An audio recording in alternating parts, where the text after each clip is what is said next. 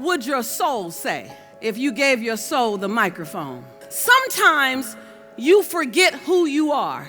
If everyone doesn't get your vision, it's because God didn't give your vision to everybody. The last thing you want to do is get to the final chapter and say, who could I have been? And what could I have done had I given that dream a chance?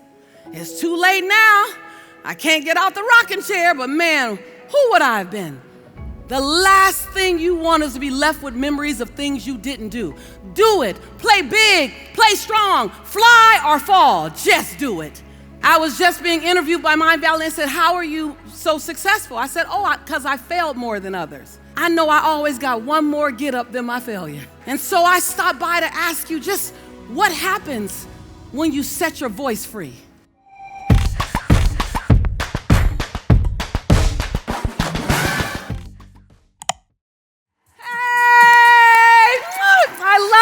Oh my God, you look so wonderful. Can you turn that music back on a little bit? I think we have reason to. Hey! Hey!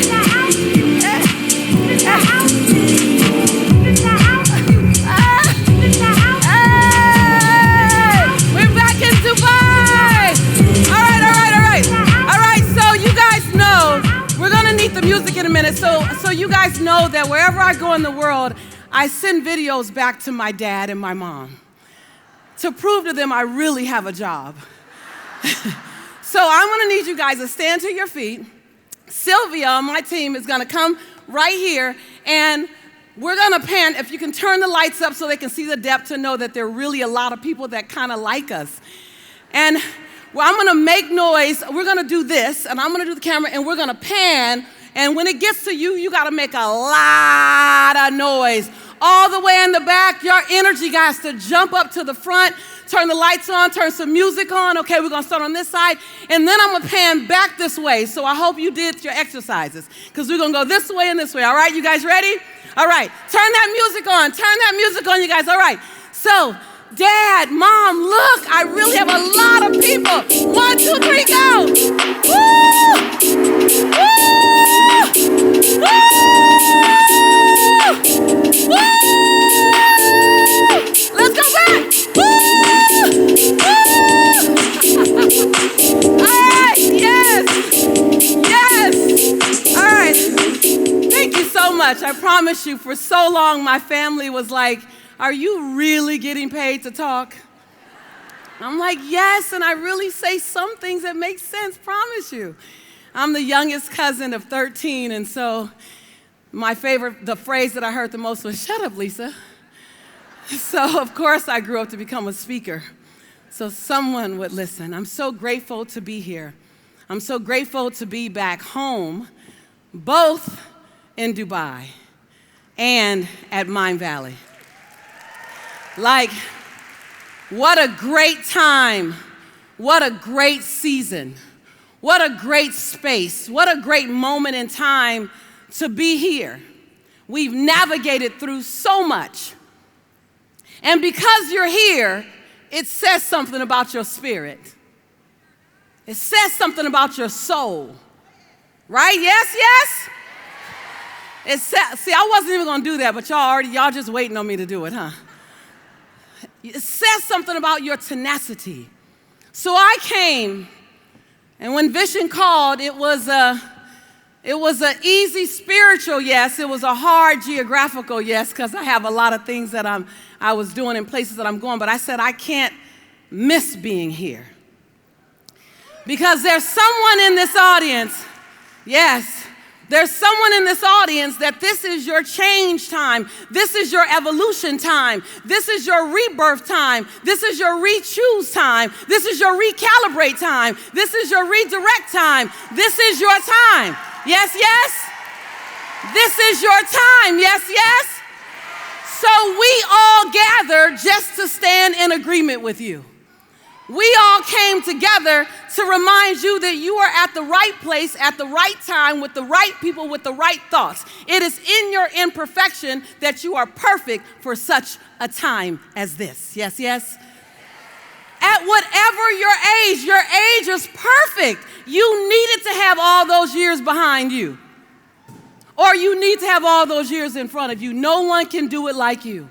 And so I just came to Dubai just to affirm, to invite you to take your voice and take it to the next level.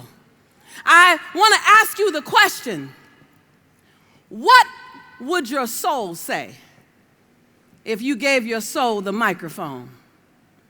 If you didn't think about your thoughts, if you put beside you all of the negative thinking or the limited thinking, no one who looks like me, no one who's my age, no one who comes from where I come from, whatever that conversation is, and you gave your soul the microphone, and your soul said something to you, what would it say? What should you be doing? What would you be saying? How would you dance? How would you make it work? What would you sing from the mountaintop? How would you let your heart open up? How would you shed the cultural limitations or the gender limitations? How would you shed the religious limitations, the financial limitations, and just let your soul sing?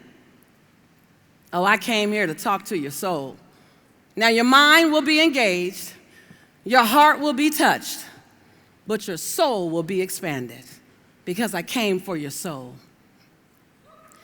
Yes, yes? Y'all just gonna do it. I look at my life and I travel the world, for by the grace of God, I travel the world and I inspire people and I autograph stuff and I take pictures with the cutest people on the planet. I will be taking pictures later. All the cutest people on the planet join me. I look at my life and I go, that's unrecognizable. Because I was just sitting with a good friend and I was saying in 1997, I was diagnosed as clinically depressed. And I remember when the Dr. Bray, I'll never forget her, tall, beautiful English woman, and she said, Lisa, you are clinically depressed. And the word depressed I couldn't process it. See, I was already a motivational speaker. I was already doing something. I was already making other people happy. Anybody mastered making other people happy? I had mastered making other people happy. Mastered. And so how could I be depressed? I'm like the happy girl. She said, you're depressed. And then she put in front of me a piece of paper, and I saw two things I never thought I'd see together: Lisa Nichols and Prozac. She prescribed for me an antidepressant medication. And so that day I went home and I said, Doc, can I try something different? Because sometimes you forget who you are. Yes, yes? You get so caught up in the role. I knew I was Jelani's mother. I knew I was my father's daughter. I knew I was the executive director of the Girls Club of Los Angeles. I knew I was his former fiance. But I had forgotten who I was. And sometimes enough time passes when you forget how strong you are. You forget how powerful you are. Or you're not aware of how powerful you're becoming. Yes, yes?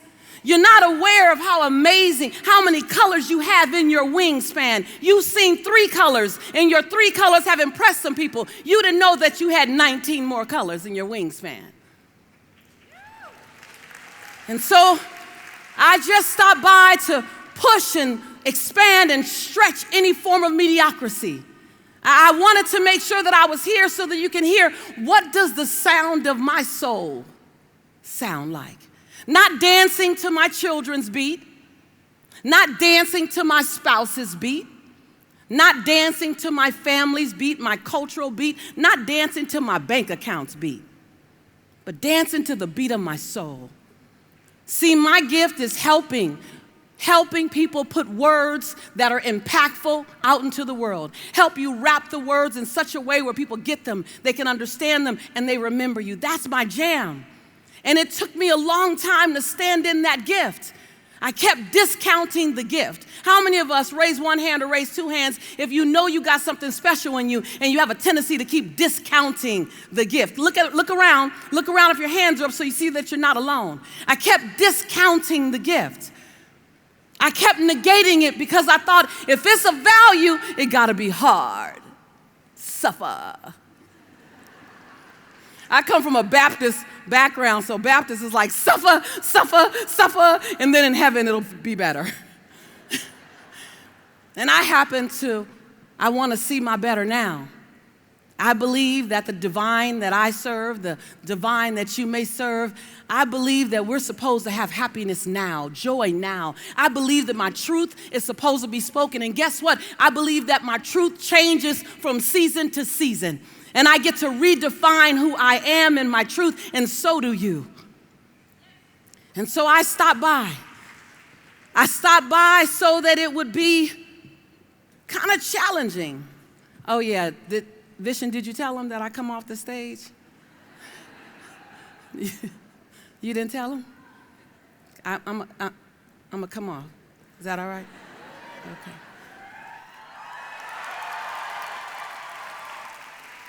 All right. When I get out the lights, you gotta turn the other ones up because I'm chocolate. She gonna disappear fast. I came here as your sister friend. I came here to say, what would you do if you sang like you were the only one who knew the beat? How would you dance if you knew you can only be on rhythm and never off? How would you love if heartbreak wasn't possible? How would you leap? Not if you knew that you would fly, but how would you leap if you knew you can always get up if you fail? How would you leap? How would you show up if you knew humanity was waiting to hear your voice? I'm following the camera so you all can see me. What does it look like? What does it look like for you to not worry about how you look, but to be responsible for how you make people feel? What would life look like? What would it look like if you can love the unlovable? What would it look like? What would it look like if you spent every day working to blow your own mind? What would it look like? What would it look like? Bring the camera closer to me if you can. You know that zoom lens. That's a big camera. I know you got a zoom lens. What would it look like? What would it look like if you can play full out? I came here to ask you, can you give your soul a chance to speak? Can you and will you give your soul a chance to be heard? Will you allow the people who's supposed to cross your path and hear your voice, will you say it loud enough so that they can hear? Will you whisper it low enough so that they could feel it? I'm just asking you, what if the greatest moment in this entire conference wasn't the answers you got, but the questions you were asked? And in the quietness of your own home, you found your answer. And when you found your answer, you begin to move so unapologetically, you begin to walk and talk without wondering what other people might think about you. See, because nobody can do you quite the way that you can do you. Nobody. Nobody. No one can do you. You are an unrepeatable miracle. There's only one fingerprint that's yours. And here's the big news. Big, good, or bad, bad or happy. If you don't do you, you'll never be done. Oh, that's a yes, yes, too. And your job is to make sure that this planet knows that you were here. This planet knows that this is your time. This is my time. Say, it's my time. Say, it's my time. See, when you say that, you stop wondering what's around the corner. You stop wondering, well, what if it doesn't work? You'll find another way to make it work. Well, what if they don't like me? You only want to play with people who want to play with you. Well, what if I lose my money? Well, good thing you know how to make money. There's not one what if that justifies you sitting down on your dream. Not one what if. And let me tell you about the people who have a hard time. Can this hold a real woman? Just want to make sure. Just want to make sure. It's a lot under the yellow. It's a lot under the yellow. You want to make sure. We're so adamant about wanting to be liked. But here's the deal. You only want to play with people who are ready to play with you. And that thing about your vision, not everybody can get your vision. Not everyone got Vision's vision. Not everyone could see this room. Not everyone could understand. But here's the thing I want you to walk away with. If everyone doesn't get your vision, it's because God didn't give your vision to everybody. God gave your vision to you. Yes, yes. God gave you your vision. And you're the only one that have it right here in your belly. And your job is to nurture that vision. Your job is to feed it with time, to feed it with training, to feed it with coaches who are 20 to 30 steps beyond you. Your job is to give it what it needs so that it can be birthed into the world, so that now your vision is our reality. That's your job. You came here impregnated with a dream, with a possibility. And you're not supposed to be comfortable until you set it free. And that's okay. And then you lock and load with people who are around you. This is a tribe. I don't know if you know this, but this is a tribe. This is a community. We help grow each other up. Like, Bishop, isn't it great how we watch each other and say, wow, look at how we've grown up.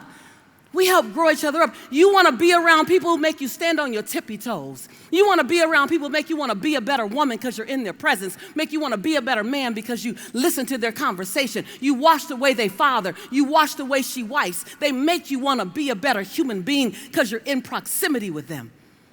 Yes, yes? This is that tribe. Love yourself enough to stay connected to that tribe. I used to think my family was supposed to be my dream catchers. Anybody else felt like that? Why do they not get my dream? Because God didn't give my dream to them. God gave my dream to me. You have your biological family, and they have a role in your life. And then you got your developed, God-given family, and they have a role in your life. And you find your tribe. Because the last thing you want to do is get to the final chapter and say, who could I have been? And what could I have done? And who could I have touched had I given that dream a chance? It's too late now. I can't get out the rocking chair, but man, who would I have been? The last thing you want is to be left with memories of things you didn't do. Do it. Play big. Play strong. Fly or fall. Just do it. Yes, yes? Just do it. I was just being interviewed by Mindvalley and said, how are you so successful? I said, because I failed more than others. Because I'm not counting the failures. I know I always got one more get up than my failure. And these days, my failures come 7 figures and require lawyers. Woo! And so I stopped by to ask you just what happens when you set your voice free. Now, many of you have a voice, and that voice is uncultivated. You don't quite know how to use it. You watch someone like Vision. You watch someone like the speakers. You may watch someone like me and go, I don't do it like that. Well, you shouldn't do it like that. You need to do it like you. It doesn't mean you can't get training. I remember so many years people said, oh my God, Lisa, you're the next Oprah Winfrey. You're the next Oprah Winfrey. I said, you know what? If you want me to give you Oprah, I will fail you every time. Oprah is already being done. But if you're ever interested, I do a doggone good Lisa Nichols. I do a doggone good Lisa. I got her on lock. Benjamin Franklin says that comparison is and will always be the thief of all your joy. You can only do you.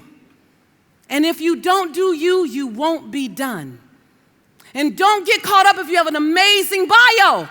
Because your bio is one thing, but your future, is another.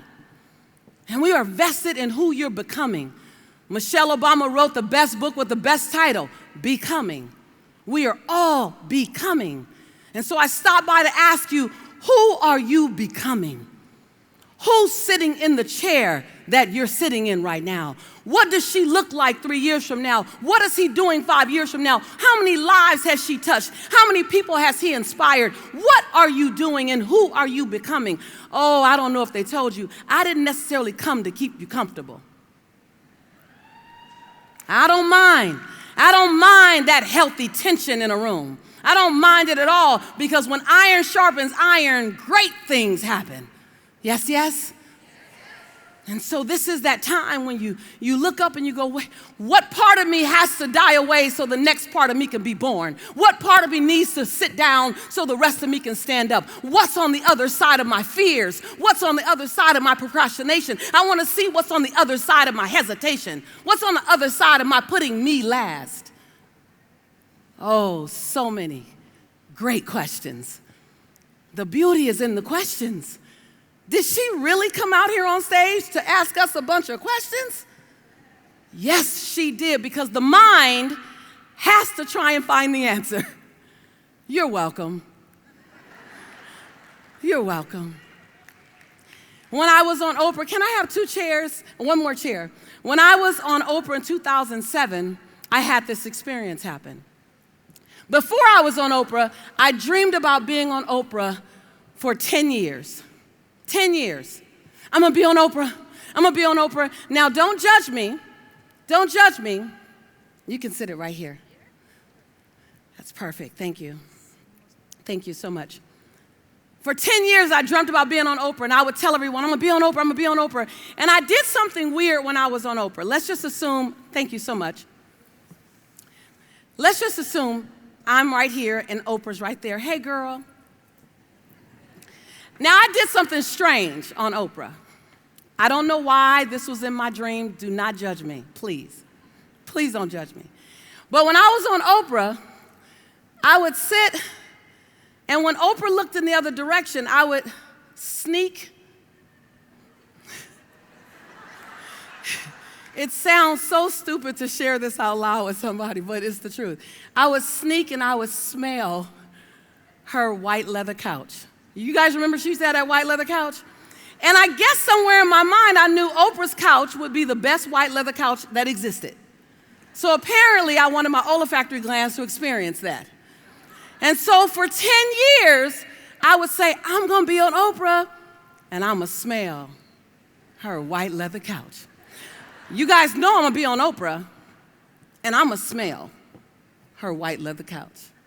I tell my brother and my cousins, oh, by the way, family, I'm going to be on Oprah, and I'm going to smell her white leather couch. And after a while, smelling the white leather couch became as important. Don't judge me. Do not judge me. As seeing Oprah. I began to say, you guys, that couch going to smell good, and yeah, Oprah going to be cool too. So in 2007, I get a phone call. Hello, Miss Nichols. This is Harpo, Inc. Harpo. I literally said this. Harpo. That sounds familiar. The woman said, Oprah. I said, yeah. That's what I thought. She said, Oprah loves your work in The Secret, and she'd love to have you on the show. I jumped off the phone. I said, yes, I'm going to Oprah. I'm going to Oprah, and I'm a what? I'm going to smell her cream leather couch. It's on. I was so excited, you guys. I had it all down to a science. I was going to wait until she looked the other way at Rhonda Byrne or at Reverend Michael Beckwith, and as soon as she looked away, I was going to sniff that couch. And I was going to come back. And I was going to come back and explain it and how it smelled to everybody. I get to Oprah. Anybody see us on Oprah? If so, you remember, don't you? I walk out on stage. 5 stools. I still get upset. It's been like 20 years and I still get mad. Like, how would they do that to me? I'm mad. I'm on Oprah like I'm on Oprah kind of mad. Now, you know I'm going somewhere with this story because in order for you to go to your next level, you got to own and embrace the one you're in right now. So I get to Oprah. It's 5 stools. We have a great show. She shoots an after show. During the commercial breaks, she talks to me on every commercial break. One commercial break, she tells me, "You remind me of someone I know." And the next commercial break, I was too afraid to respond. I was like, okay. Next commercial break, she goes, "It's me." Okay. Show's over. It's a great show. It's amazing. And I went off Oprah, and people kept saying, "How was the Oprah show?" I said, "It was okay. It was great, but..." Come on, you guys.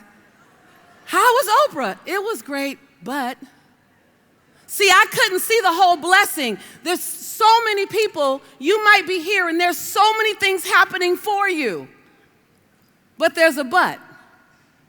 I went around for the next year, it was okay, but for a couch, it was a couch, y'all.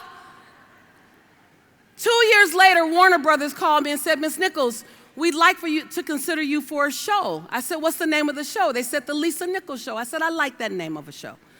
They said, "We'd like to design a set for you. What are some of your favorite colors?" I said, "Oh, I like peach, and I like orange, and I like yellows, obviously."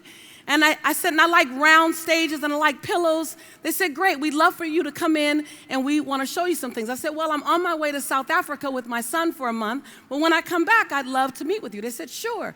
I come back from South Africa. They had done a little something. They said, "We'd like to show it to you." I walk into the studio, and there's a round stage, and there's yellow pillows, and there's peach pillows and orange pillows. And on stage,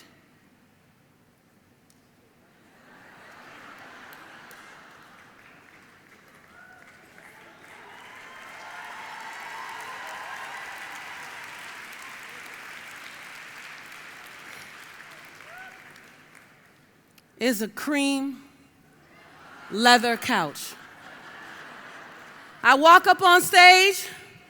All of the producers are saying, "Miss Nichols, do you like the color? Miss Nichols, do you like the font? Miss Nichols, do you like the pillows?" I said, "Excuse me. Miss Nichols, do you like the flooring?"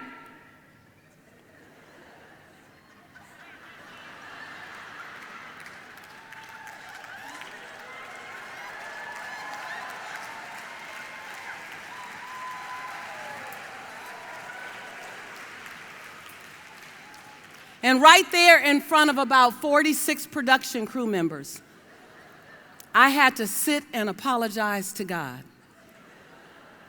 I said, and some of you may have had this conversation before, or you may be ready to have it in your own faith. I said, "God, I'm so sorry. All I wanted to do is sit on Oprah's cream leather couch." And God said, "I know what he's been trying to probably tell many of us, and whatever your faith is. I know you've been trying to sit on Oprah's couch. Hello. And I've been trying to give you your own couch. Nobody can get your couch but you. Nobody can get your couch but you. And your couch might be wooden, and your couch might be cream, your couch might be green. You get a couch, and you get a couch, and you get a couch. Come on, y'all. You get a couch, and you get a couch, and you get a couch, and you get a couch, and you get a couch. Every single person in here, you get your couch. But if you think Amazon Prime is going to come to your door and deliver it, "I got a cream leather couch for you," that's not going to happen. You got to open the door, go out with knees knocking and teeth chattering sometimes. People often ask me, "Lisa, how did you get over the fear?" I said, "Ha, you assumed I got over the fear before I leaped." Sometimes you got to be willing to leap while you're still quivering. You got to speak while your voice still shakes. You got to show up while you're not quite sure what you look like. You got to be willing to get comfortable in your imperfection. You got to remember that other people's perception of you, as my grandma says, ain't none of your business, baby. Yes, yes. Yes, yes. And so I just stopped by. I'm going to be around later. I'm going to take pictures. I told him I want to take pictures with as many people as I can. Vishen knows I love to come. I love to be with you as much as I can. I love to serve you. I love to be around you. I love to find out about you and what you're up to and anything. Like, I'm into you. I am you. I'm your sister. I came for you. I came for you. I came for you. And everything you feel that resonates between you and I, that's real. I came for you. But here's what you don't want me to do. You don't want me to let you sit down on your dream. You don't want me to let you sit down on your greatness. You don't want me to let you dim your light. And everybody can't handle your light, and that's okay. But here's what we make the mistake of doing. Because they can't handle your light, you begin to turn the dial down when you enter a room to make sure that you don't blind anybody with your greatness. And then over years, you take your hand off the dial. And then you come to a place like this, and you're like, oh my God, I want to turn that light up. And where is the dial now? And so I challenge you to find your dial and turn it up. After all, turn down for what? For what? Turn it up unapologetically. I used to always walk in a room uncomfortable about my light. I was always, people say, Lisa, why do you always stand out? I go, I don't know. And I try to shrink and shrink and shrink and shrink and shrink and shrink and shrink and shrink and shrink so that I didn't offend anybody. And then when I wanted to stretch out, I was scared to because I didn't know that woman. But then I gave her a chance and I met her because it's my time and it's your time. The world needs you like never before. It's your time. Can you believe that? It's your time. Can you believe it enough to say, it's my time? It's my time. I mean, say it to yourself, not to me. It's my time. This is my time. Even when it gets hard, it's my time. Even when it's challenging, even when it doesn't feel good, say it like you mean it. Say it like you got to convince somebody. Say it like it's been long overdue. Even when it's scary. Even when it's scary. Even when it costs more money than it should. Even when it takes longer than it should. What time is it? What time is it? Even when they don't get your vision. Even when they speak bad about your vision. Even if you run out of money. Even if your body's not acting right. Even when you need some help. It doesn't matter the climate, the temperature, the circumstances, the politics. It doesn't change the fact that what? And if all you remember from this conversation, if all you remember, then we've had a really good time. Like, it's your time. This is your stage. This is your time. It's time for you. It's time for you. We need you. Don't dim your light. I need you. They need you. The world needs you. Speak up. Show up. Yes, yes. Yes, yes. Find 3 people and go to them and say, it's my time. It's my time. It's my time. It's my time. It's my time. It's my time. Oh, it's so my time.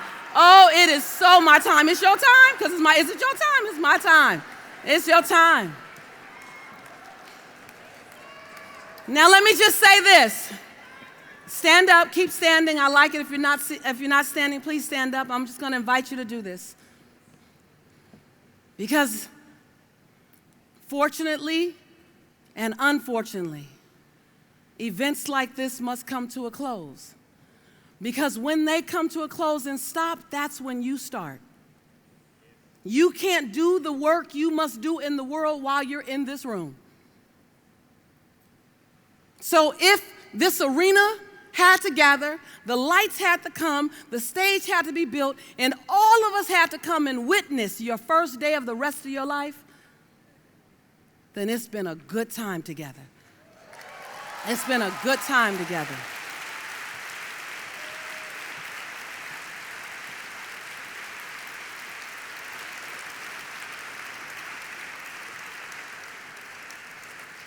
I had a coaching client. I coached high producers in the world, and one of my coaching clients said, Lisa, she said, what do? I gave her a set of mantras to do that really shifted everything for her. Because how many of you, just raise your hand if you're that person where you know there's a calling on your life, but you're still getting the skill set, you're still getting the techniques, you're still getting the courage, you're still collecting the things. You know it's a calling out there. You just got to get ready for the calling. Yes, yes? I had a client just like that, one of my coaching clients. And she and I worked together for a year. And each week she would try to do the things that needed to be done 6 months from now. I said, no, let's just handle this week. Let's handle this month. That will be waiting on us. And little by little, she got the courage. Little by little, she got the skill set. Little by little, she got the confidence. Little by little, she failed several times. But with the confidence, she fell forward and got back up. And I look at that coaching client, I look at other coaching clients, and I go, it's not about always soaring, it's about always getting back up. And so I want to leave you with this, because we won't be in the bathroom with you when you're putting your makeup on or you're combing your hair. We won't be in the car with you. You will be with you. And so I want to give you something to be with you that you can chant. This is my time, that's one thing. But I'm a big person of affirmations. I had to convince Lisa she was worthy of this stage. I had to convince her as a mocha skin, kinky hair, full lip, round hip girl that she was worthy of this stage. I had to talk her into this stage. And I had to talk her into this stage every single day. And I had to talk her into the contracts, the $100,000, the $250,000 contract. I had to talk her into her worthiness of those contracts. I had to talk her into a multi-million-dollar business. She didn't just get there. I had to talk her into it. You hear me? You guys hear me? Yes, yes? Because that chatter kept coming in. You, Lisa? You a C student. I said, well, I'm a C minus to be exact. But I'm still worthy. So let's just take a moment and let's make a declaration. And I'm known for this when I speak on stage. I'm going to come back and do a closing ceremony with you. That's going to be pretty special, so I hope you're here for it. But I'm real big on turning you into yourself before I leave. I don't need you to grandize me. I'm grateful of your love, but I need you to leave so full of what you can do, so full of your confidence on you, not necessarily wowed by me. I hope you love me as much as I love you, but I want to leave you full on you. Because when you can fill up on you, then you don't have to love anyone or serve anyone from what you need. You get to serve them from your overflow.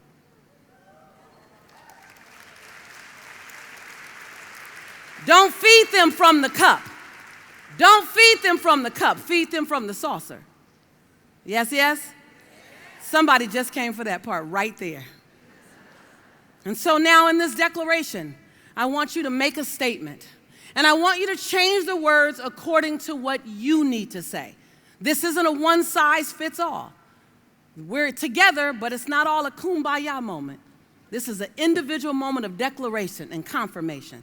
And what I want you to walk away with is certainty. Say certainty. Say certainty. I want you to walk away with certainty that I am fit. I am created for such a time as this. I'm certain of that. Certainty. You came for certainty. You didn't come for entertainment, and not every moment is going to give you certainty. There are moments throughout these 2 days that simply said, that's exactly what I came for. That's giving me my certainty. That's what you came for. And you walk away and you hold on to it. And as you leave, in the car, in the taxi, in the Uber, in the hotel, and I talk to myself all the time, you guys. Y'all might see me over at the hotel having a full-on conversation with Lisa. I'm quite fine with that because guess what? I gave up trying to be ordinary. So I don't mind people thinking I'm strange. There's so much freedom in being considered strange. Like you can do anything because you're already strange. Like, there's freedom in strange, y'all. There's freedom in strange. There's freedom. There's freedom in your unique, unrepeatable miracle fingerprint. And so put one hand over your heart, whichever hand makes you feel good. Repeat after me. I was built for such a time as this. Everything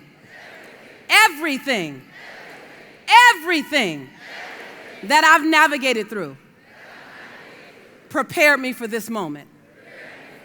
And boy, am I prepared. I get to be nervous. I get to be uncertain. I get to need help. And I get to win. Abundance is my birthright. Abundance is my birthright. Joy is my birthright. I must do financially well because I'm a good person. And when good people do well, they do more good in the world. I deserve everything. I deserve everything because I'm a great steward of prosperity. Get ready, me. Get ready, me. All small parts of myself must be left in this room. And the big me is going. Grab someone, tell someone high five. Now, I have you say that you can have a seat. I have you say that so you can feel what it feels like in your cells. And it's necessary in your cells to feel that conversation. Did that feel good to anybody? Anybody say, oh my God, I needed to have that. While everything we say have value, the most valuable thing is what you will say to yourself. A lot of times when I'm coaching, I'm always having my clients say things, affirm it, say it, speak it, because I never thought I'd be up here. In 1994, I became a single mom. In 1995, many of you know, I had $11.42 in the bank. And I had to wrap my son in a towel for 2 days. I was so grateful for the food stamps. I was so grateful for the WIC, free cheese, free pasta, free milk. I remember standing in front of the clerk's desk who gave me my food stamps, and I said, ma'am, could you look up at me? She said, ma'am, I'm busy. I got a lot of people. There's a long line behind you. I don't have time. Just fill out the paperwork to get your free food stamps. I said, ma'am, I need you to look up at me. I need to tell you something. She said, I don't have to. I said, ma'am, I need you to look at me. And startled, she looked up. And I said, I just want you to see my face. Because all I need is a bridge over troubled waters. But I'm not going to always be here. One day, I'm going to make good on what you're giving me now. I'm a good investment. I'm a good investment.